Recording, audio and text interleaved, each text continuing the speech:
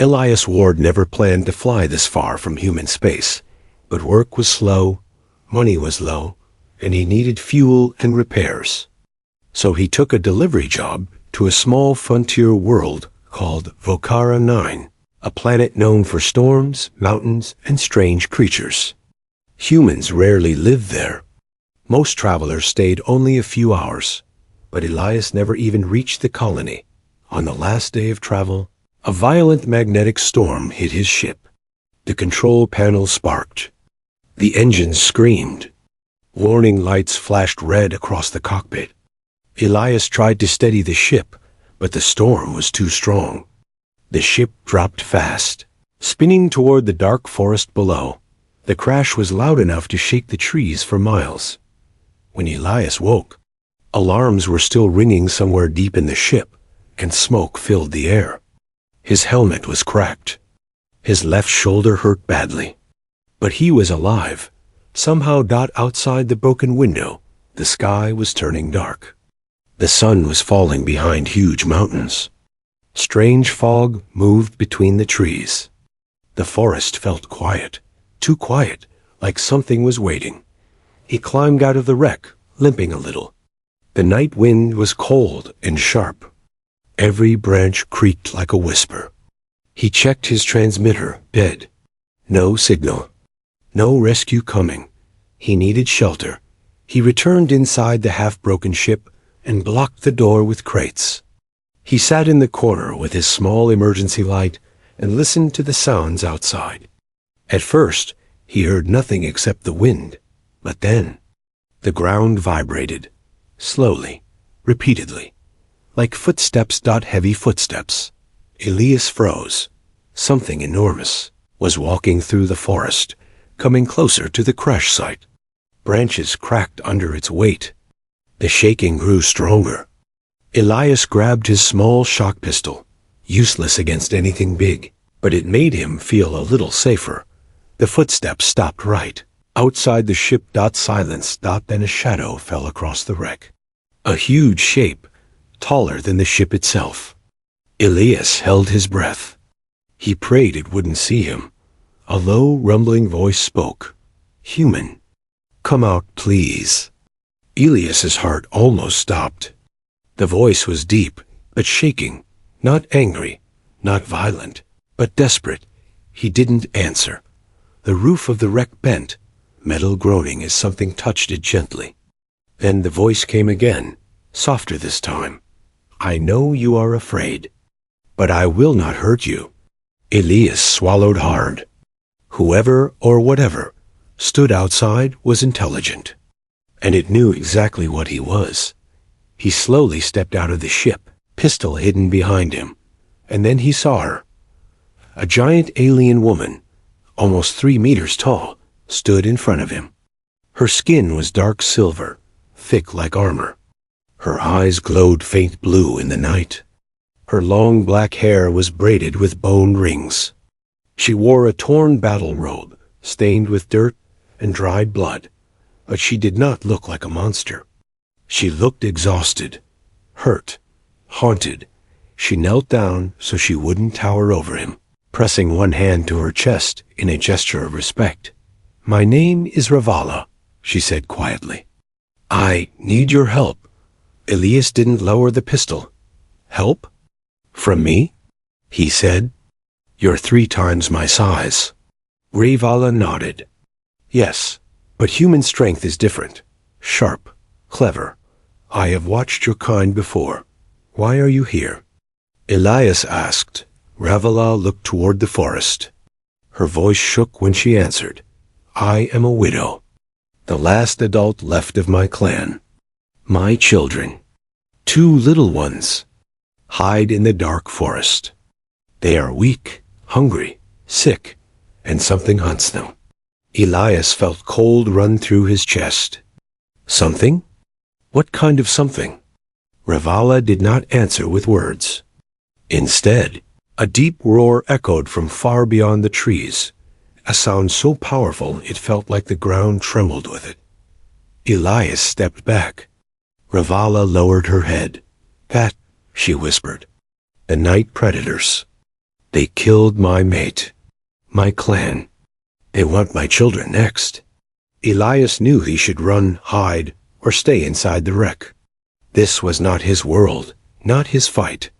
But when another roar shook the forest, followed by a child's distant cry, he felt something inside him twist. Ravella looked at him, eyes full of fear and hope. Human. I cannot protect them alone, she said.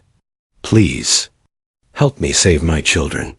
A scream, high, young, terrified, cut through the night again. Elias didn't think anymore.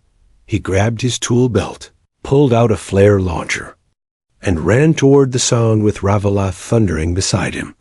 The forest shook with every step she took.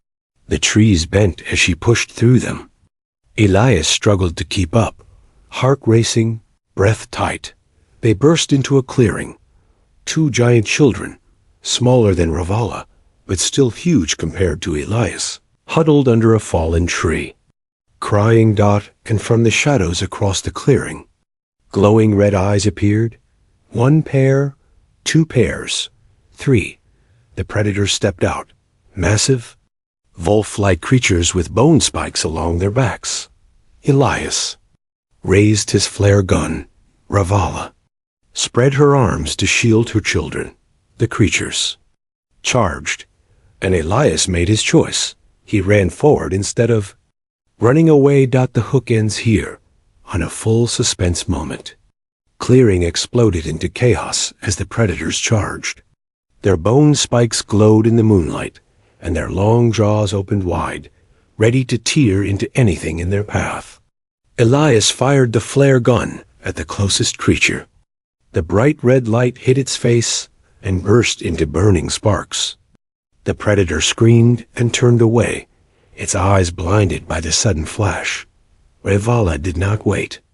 With a roar that shook the trees, she rushed forward. Her giant hand grabbed one predator by the neck and slammed it to the ground. Another creature leaped at her side, biting deep into her arm. She didn't even cry out. She spun her body and struck it with her elbow, sending it flying into the bush. Elias grabbed a metal rod from his belt and ran at the third predator.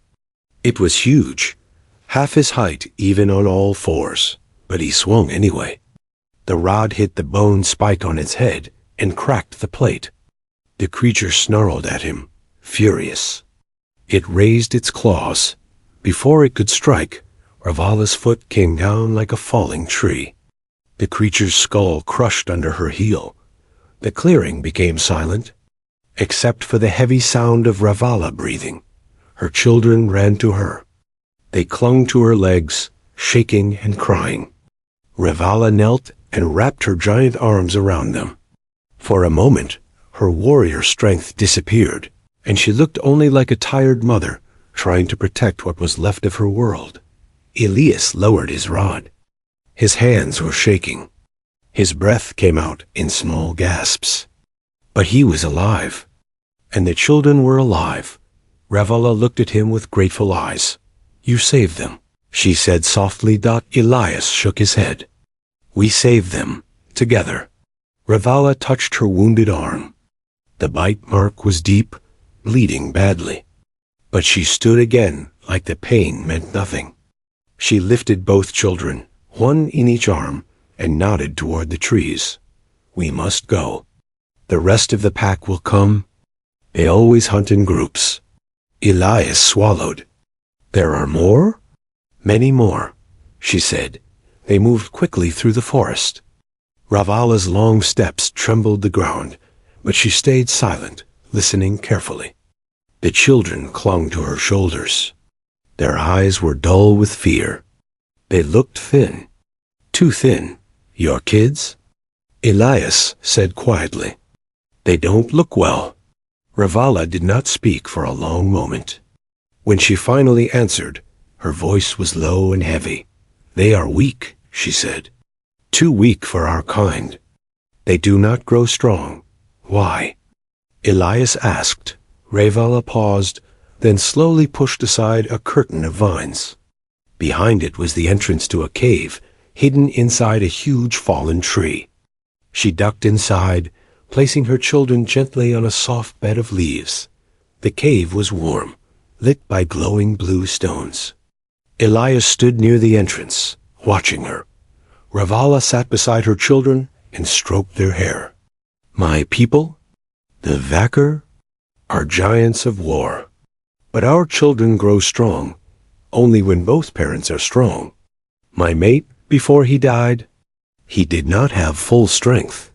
He tried, but his blood was weak. She touched the scars on her arm, her eyes dark with memory. The predators destroyed our clan. Only my little ones survived with me. But without strong blood, they cannot become warriors. They cannot survive long.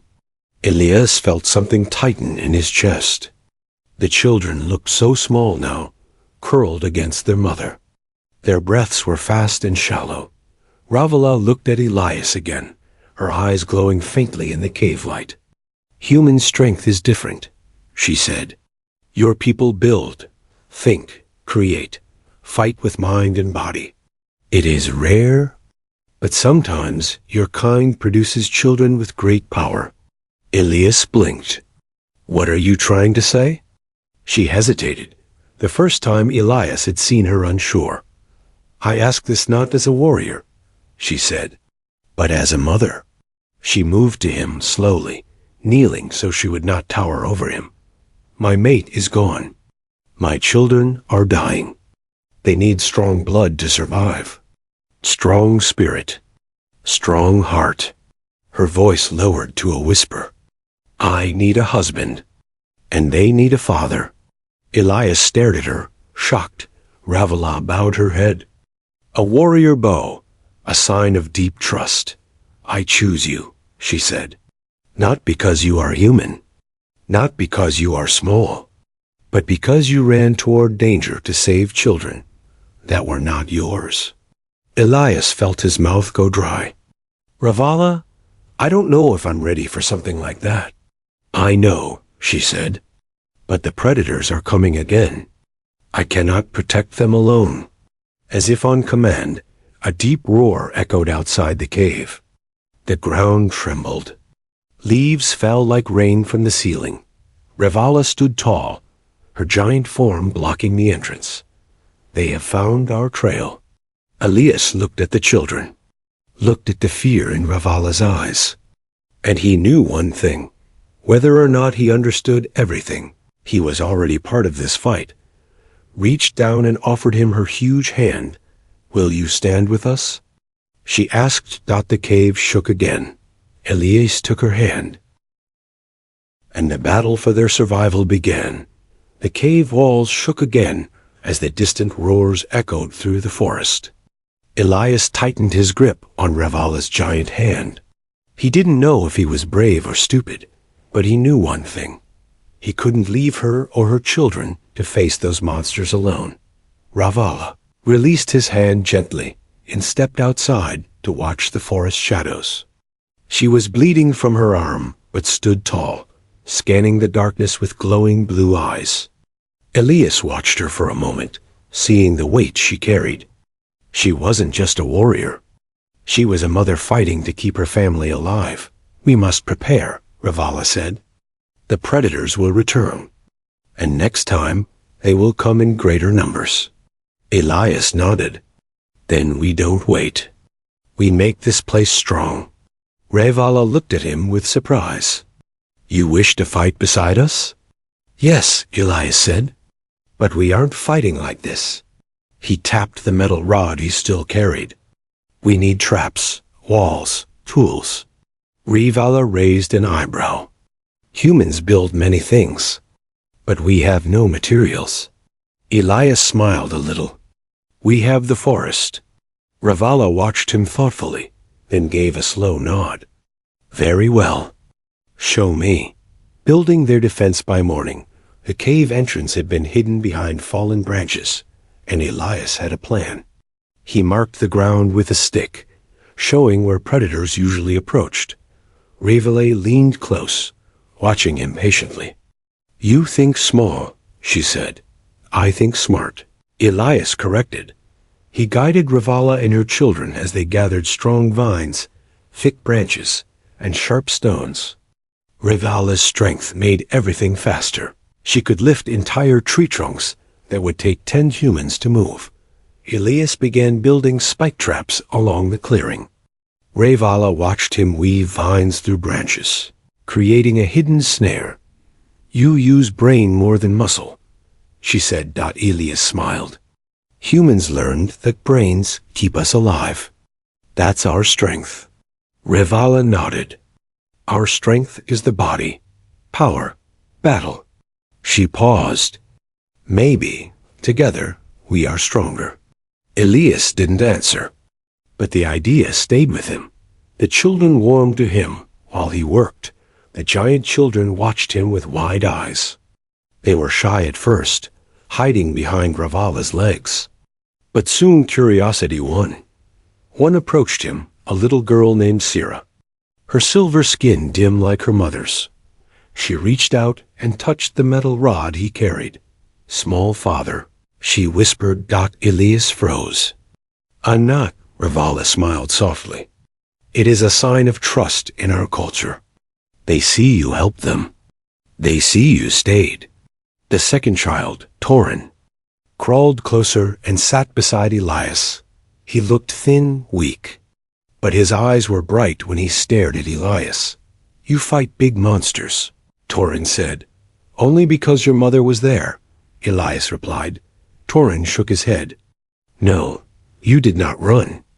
Only warriors do not run." Elias felt something warm rise in his chest. He had never imagined he would be called a warrior by a giant child. Training and lessons for days. They worked and trained. Elias showed Ravala how to handle human tools, how to use leverage, swings, momentum.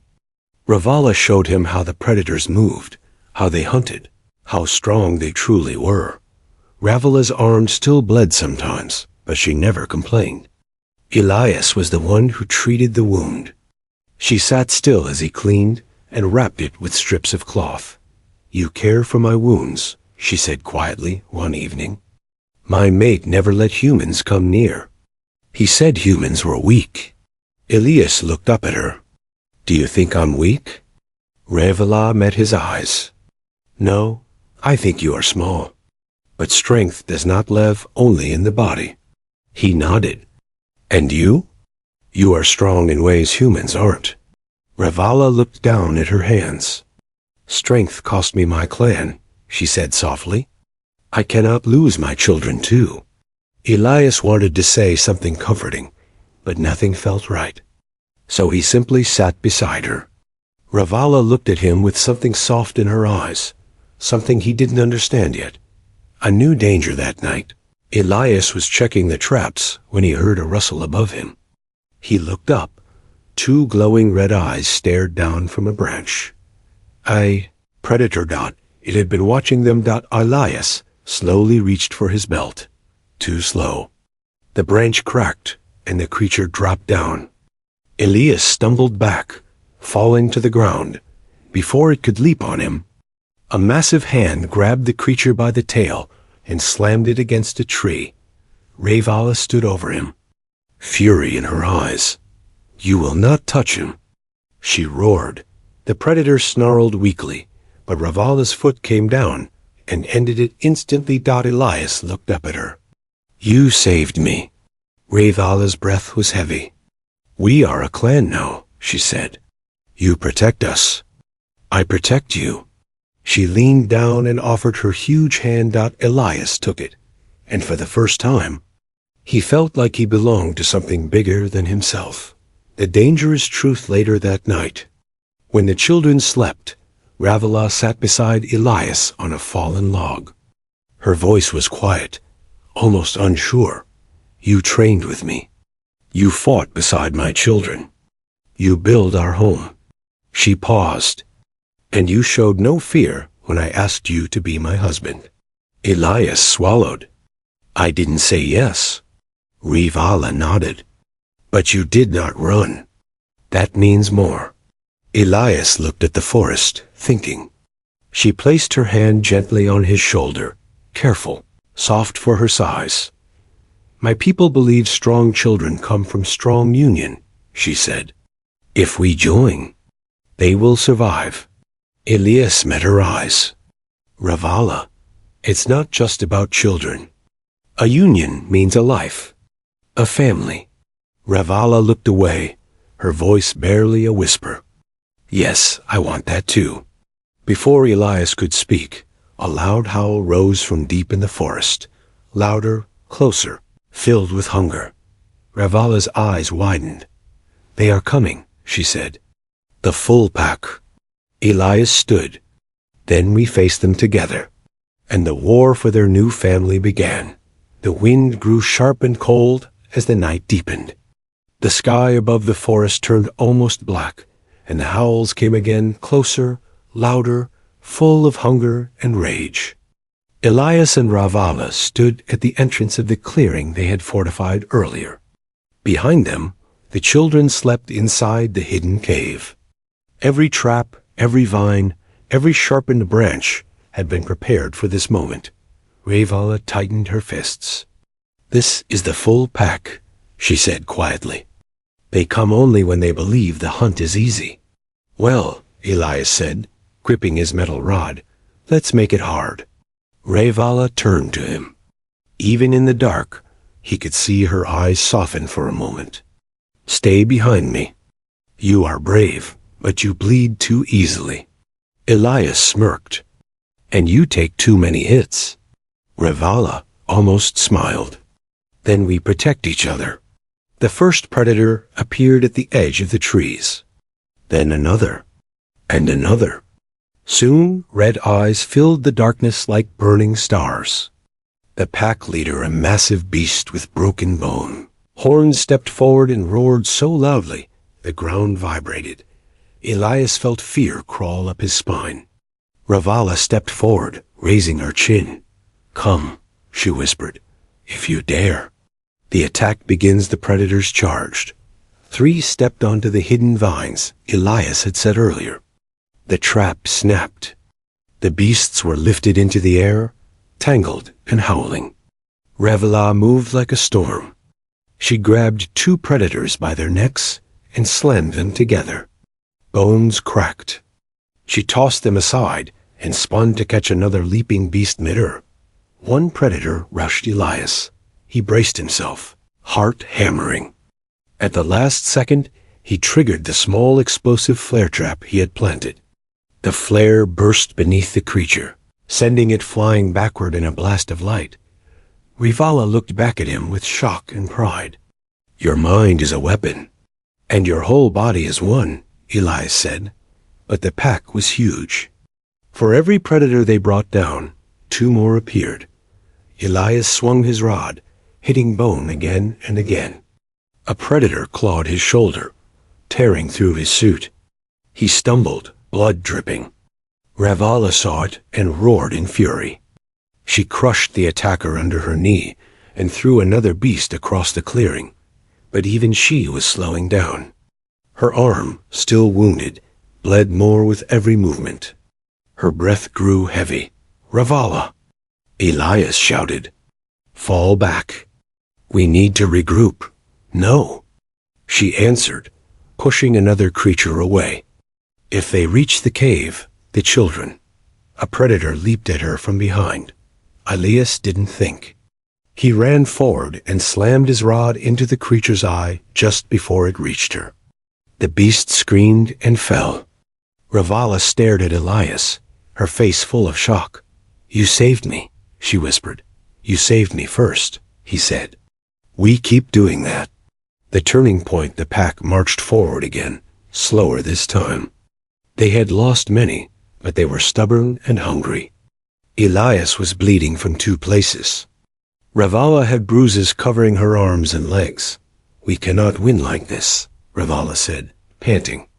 Too many. Elias looked at her, then at the cave behind them. At the children sleeping inside. We don't need to win, he said. We just need to survive. Ravala frowned. What do you mean? Elias pointed. The last trap. The big one. Revala's eyes widened. It will collapse the whole clearing. Exactly. Revala hesitated. It is dangerous. You could die.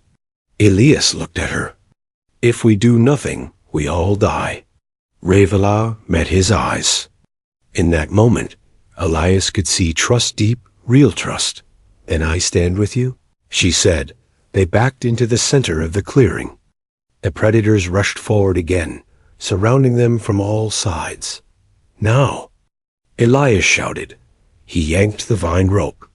Revala slammed her foot on the ground, adding force. The earth beneath them cracked. Huge logs tied together sprang upward, collapsing trees and soil. The ground shook.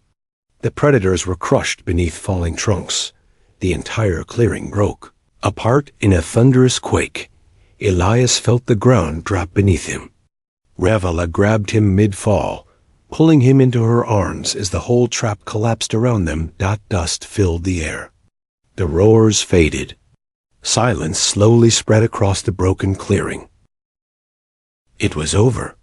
The aftermath Revala lay half buried under fallen branches, still holding Elias against her chest. She groaned as she pushed debris away. Elias sat up slowly, coughing. "You alive?" he asked her. Revala nodded weakly. "Yes. And you?" "Barely." She laughed, or something close to it. "Then we did well." Elias looked around.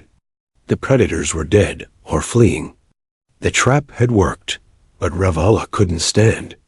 Her wounds were too deep. Blood dripped down her side. "Revala," Elias whispered, panic rising. "Stay awake." "I am tired," she said softly. "But I will not leave my children alone." Elias put an arm around her. "You won't. I'm here." Revala's hand, huge, rough, warm, lifted and touched his cheek. "You fought like a mate," she whispered. "Like a father. You chose us." Elias swallowed hard. "I'm not going anywhere." Her eyes softened.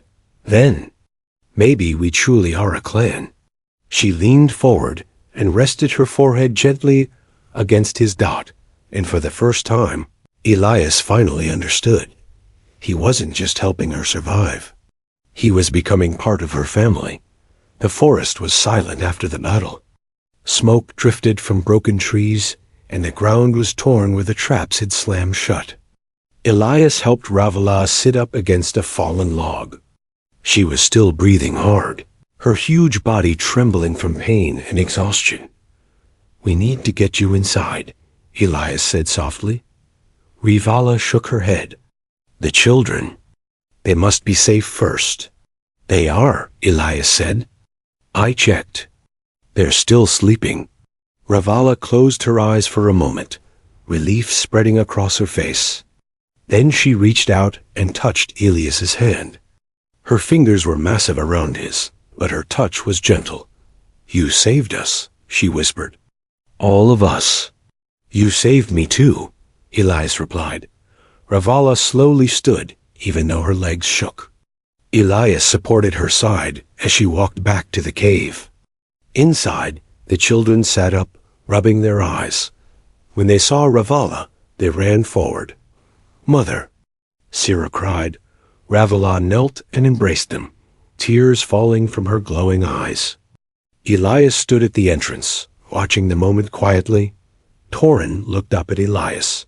"Small father? Did we win?" Elias smiled a little. "Yes, we won." The children hugged him too, their huge arms wrapping around him carefully. Elias laughed despite the pain in his ribs. Revala watched, her expression soft and full of emotion he didn't fully understand yet. Healing and quiet days Revala needed days to recover. Elias cleaned her wounds every morning. She never complained. Not once. But she did watch him with a different look now. Warmer, deeper, as if she finally allowed herself to hope. The children helped him gather food and firewood. They followed him everywhere, copying how he walked, how he held tools, how he worked. One evening, Elias sat outside the cave watching the sunset. Ravala came and sat beside him. Her arm was bandaged, but she looked stronger again. "You changed this place?" she said quietly. "You changed us." Elias shook his head. "I just helped." "No," Ravala said. "You saved a future I thought was lost." They sat in silence for a while as the light faded and the sky turned purple. Then Ravala said the words again, softly, carefully, like she feared breaking the moment. "My children need a father, and I need a partner, not only for strength." She paused, "but for my heart." Elias looked at her. She wasn't the terrifying giant who first pulled him from the ship. She wasn't the warrior who crushed predators like stones. Right now, she was simply Ravala, a woman who had lost everything and dared to ask for a new beginning. "Ravala," he said, "I didn't think I could belong in a place like this. But I do now. Because of you. And because of them." Ravala's breath caught. "Does that mean you accept the bond?" Elias nodded. "Yes, I want to stay. I want to be part of your family." Ravala lowered her head, a bow of honor among her people, then touched his forehead gently with hers. A traditional vow, a giant's promise, a mother's gratitude, a warrior's respect. "You are my chosen," she whispered, "and you are mine." He answered. A new beginning with the predators gone. The forest felt different, safer, calmer. Elias used his engineering skills to build stronger shelters, better tools, and safe paths through the forest. Ravala helped with her incredible strength. The children followed them, learning human ways and giant traditions together. Weeks passed. Torin grew stronger. Sira could lift heavier stones. Their thin bodies filled with new life. Both children laughed more now, running around Elias's legs, calling him father without fear. Ravala grew strong too. The wounds from the battle healed. Her steps were confident again. But now she always walked at Elias's side, never behind, never ahead. As equals, Elias also changed. His face had more scars, his arms more strength, his eyes more purpose. He wasn't just a lost engineer anymore. He was a protector, a partner, a father. One morning, Elias stood on a ridge overlooking the forest. Ravala came to stand beside him, her huge shadow falling across him like a shield. She took his hand, carefully, and said, "Our clan begins again today." "How?" Elias asked, smiling. "With you," she replied. "With your strength and your spirit." Elias squeezed her hand. "And with your heart." Ravala's glowing eyes warmed. "Together," she said, "we rebuild." The clan of 2 world seasons slowly changed. The clearing where they once fought became fertile ground. New plants grew. Small animals returned. Elias built a tall watchtower from fallen trees. Ravala carved hunting spears for the children. Sira and Torin trained every morning, half human style, half giant tradition. They were becoming something new. A clan born from 2 worlds. One night, under the bright twin moons, Ravala wrapped her arms around Elias and whispered, "My people died believing giants must be strong alone. But you showed me a different truth." "What truth?" Elias asked softly. "That strength grows greater when shared." Elias leaned his head against her shoulder. "I'm glad I stayed." Ravala smiled, her voice deep and warm. "You gave my children a future. You gave me a new life." Elias looked at her giant form, towering and powerful yet gentle with him. "And you," he said, "gave me a family." The wind moved through the trees, carrying the sound of the children's laughter. The night felt peaceful, safe, full of hope. For the first time in many years, Ravala did not fear tomorrow. And for the first time in his life, Elias felt truly whole, Two worlds, one family, strong enough to shake the stars.